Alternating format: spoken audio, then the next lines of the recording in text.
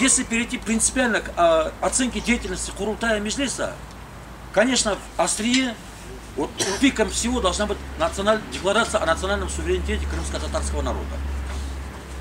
К сожалению, это достаточно большая была бы работа, чтобы сейчас у каждого из вас на руках была бы оценка деятельности Меджлиса через глаза самого Меджлиса. То есть сухая билетристика. Протоколы заседания Меджлиса, его президиума, протоколы заседания Курултая, его сессии. Но эти документы под 7 замками. Я вот буквально накануне просматриваю опять-таки сайт Меджлиса и вот, буквально с негодованием об этом вот говорю. Я-то помню всего до сегодняшнего дня все эти заседания. Те заседания сессии, те повестки дня, те выступления, которые подробно даются в изложении, там, когда речь идет о отмечании заслуг кого-то или там о каких-то дружеских связях с какими-то там рухами, движениями, они есть.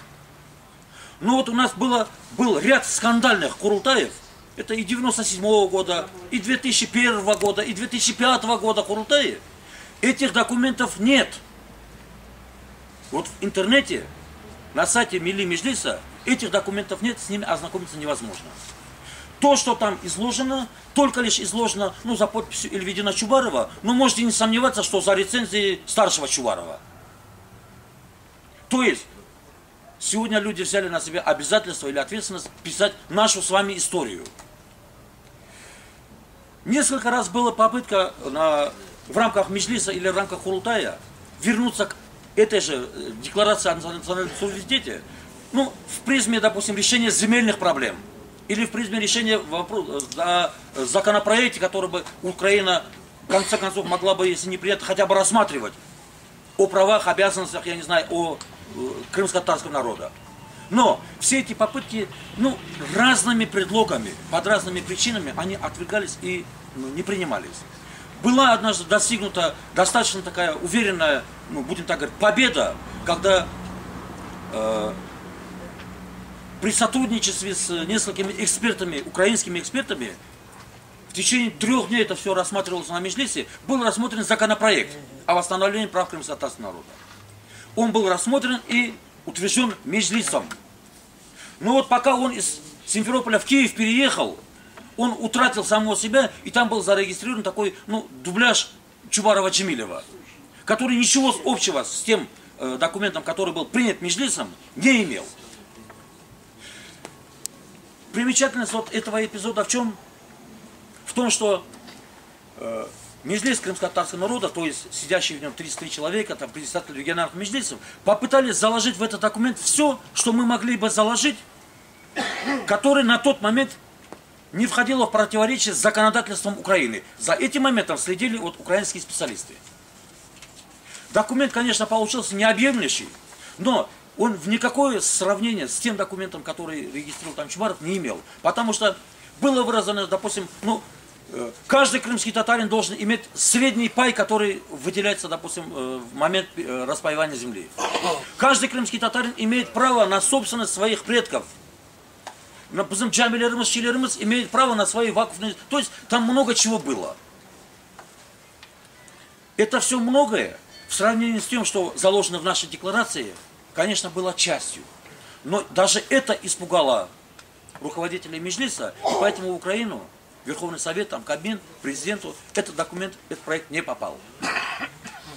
Это, к слову, к тому, что каким образом выполняется решение Меджлиса. Решение, которое было принято Меджлисом, этими 2 людьми не было выполнено. За это время, конечно, были в деятельности Меджлиса, да и Курултая, и пики, и падения. Вот когда их обобщишь, невооруженным глазом видно, что Меджлис был достаточно активен и достаточно успешен в своей деятельности на тот момент, когда члены Меджлиса не занимали каких-либо должностей в государственных структурах. Но как только Али Вели Сейдвели садился на какую-то государственную должность, как в Крыму, так и в Украине, вот эта активность мгновенно испарялась.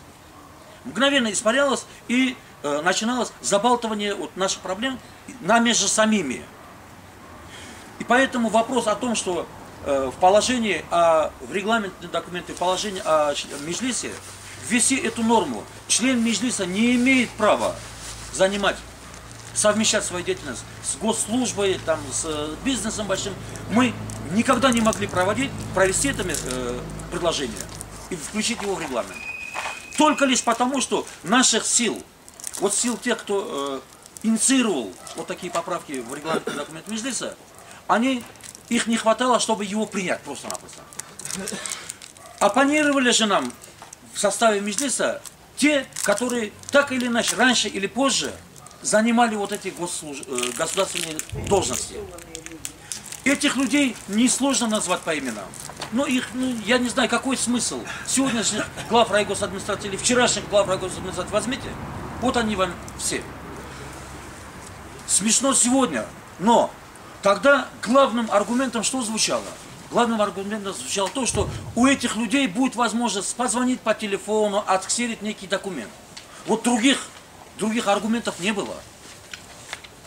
Поэтому нам до сегодняшнего дня звонят по телефону и ксерят какие-то документы. Деятельность региональных меджлисов вот таким образом была снивелирована до какого-то взаимовыгодного сотрудничества с местными там, или крымскими властями. Есть ряд моментов, когда Меджлис принимал решение, удавалось принимать какое-то решение и реализовать его. Одно из таких интересных событий, многие, наверное, помнят, многие были участниками этого события, это когда с выездом в Киев были проведены акции в 1992 году. Эта акция, она была не менее интересна, чем московские события 1987 года, и достаточно эффективные. Если бы на тот же момент, опять-таки, Чубаровым не было совершено предательство в момент переговора тогда с Плющем, там, я не знаю, с кем еще, и мы не успели доехать до Симферополя, как эта акция уже была практически снивелирована. Хотя в рамках активных участников или в рамках тех, кто принимал решения на уровне штаба этой акции, несколько другие планы ставились в развитии того мероприятия, той акции.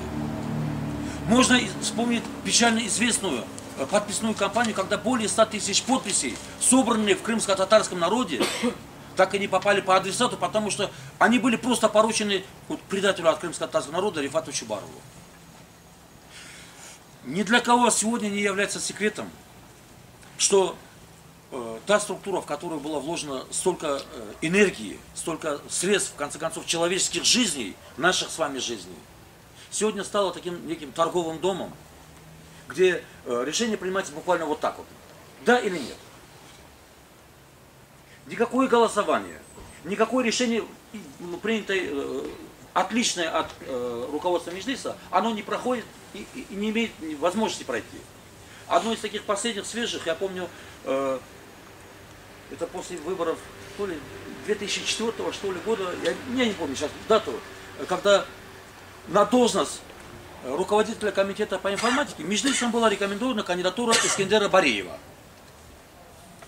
Одного дня хватило, чтобы на эту должность сел Шевкет Меметов. Шевкет Меметов, который успешно служит всем властям, всем режимам. На вопросы, почему же мы же рекомендовали Эскендера Бариева туда, молодого такого перспективного парня, ответ был такой: это не наша, не меджлисская квота. Эту квоту, оказывается, партия регионов за красивые глаза уступила там кому-то в переговорах, поэтому там будет работать только лишь Шевкет Меметов. То есть неисполнение решений Меджлиса, в котором часто обвиняют региональных представителей, просто активистов национального движения.